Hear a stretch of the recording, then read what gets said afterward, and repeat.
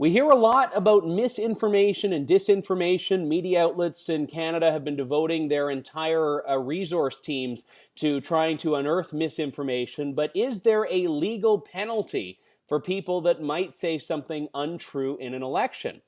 Well, yes, a newly revised law, part of the Canada Elections Act, Section 91, makes it a crime potentially punishable with jail time if you publish false information. Now, this is being challenged by the Canadian Constitution Foundation, the executive director of which, Joanna Baron, joins me now. Joanna, thanks for your time today.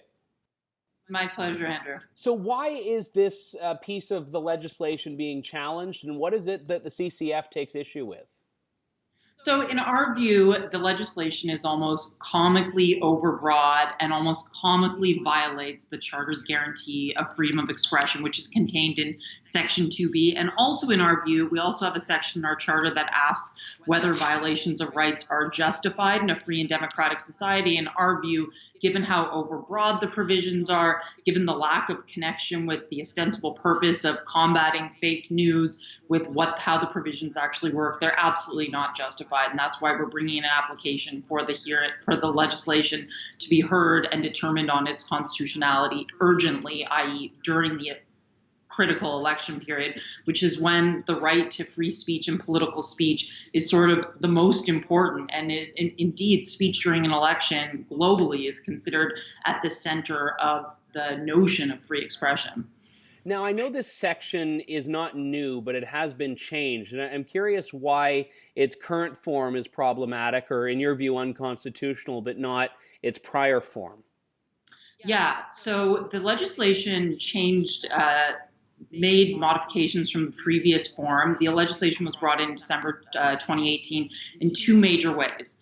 The first is that it broadened the category of people that you could be punished or fined for making false statements about. It used to be just a political candidate or prospective candidate, but now it's a very wide group, including any figure associated with a political party. So a CEO who has hosted a fundraiser for a Liberal MP or for an NDP or Tory MP could be construed as a figure associated with a political party.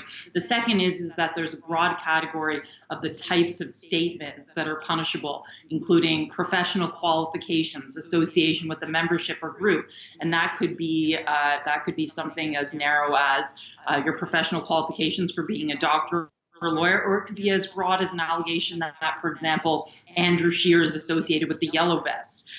So it's quite nebulous in the categories. And finally, and this is in our reading the most severe of the modifications of the legislation, it doesn't matter whether or not you know the statement is true at the time that you make it.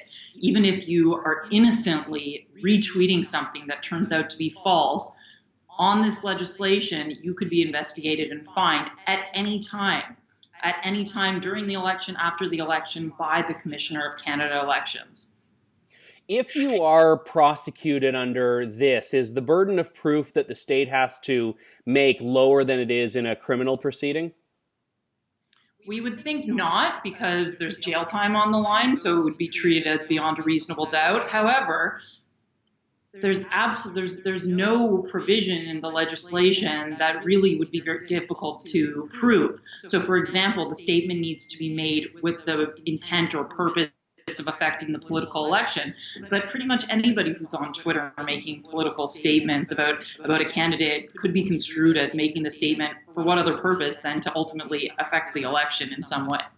Yeah, and that's what I find the most troubling about this, is that there are obviously facts and certain things that are indisputable, but a lot of political discourse and a lot of what a politician might say is untrue is something that really is subjective in nature. And you could all look at the same basic facts and take dramatically different interpretations away from that. And it sounds from what you've said and what I've read into this that could be construed under this as false and therefore worthy of prosecution.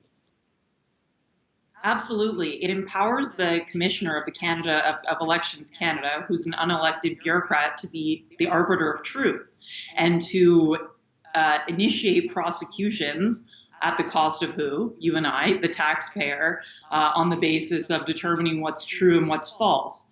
And our view is that political speech is best regulated by an open marketplace of ideas, and that bad ideas and false allegations are best countered by more facts, more allegations, and media literacy, rather than threatening to put Canadian citizens in jail for being active on Twitter during an election campaign.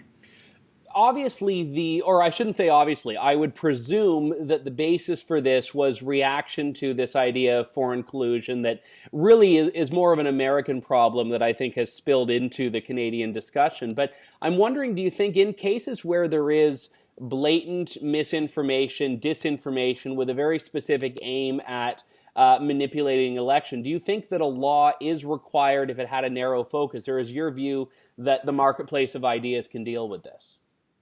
So I think that the experts we've consulted with are very clear that these types of laws targeting primarily domestic citizens are very unlikely to deter foreign actors who are spreading disinformation. And I'm glad we should distinguish misinformation as sort of innocently distributed false information. For example, during the Boston Marathon bombings, a rumor spread on social media that the suspects had been apprehended. In fact, that was false, but people believed it to be true. Disinformation is, of course, the more nefarious example of Russian or Chinese bots deliberately spreading lies, creating fake Facebook groups and things like that. But in fact, it was quite controversial in the legal community when certain actors that were identified to be behind some of the antics that we saw during the US 2016 election when they were indicted in the United States, because the view of the legal community is that they couldn't really be prosecuted. So these types of domestic solutions are not really proportionate to that end. The Canadian government does have other initiatives that are specifically designed at preventing those types of attacks, including consulting with social media networks, Facebook and Twitter. The practice is called jawboning, essentially pressuring them to adopt enhanced security measures. And of course, that's outside of my area of expertise. I'm a constitutional lawyer.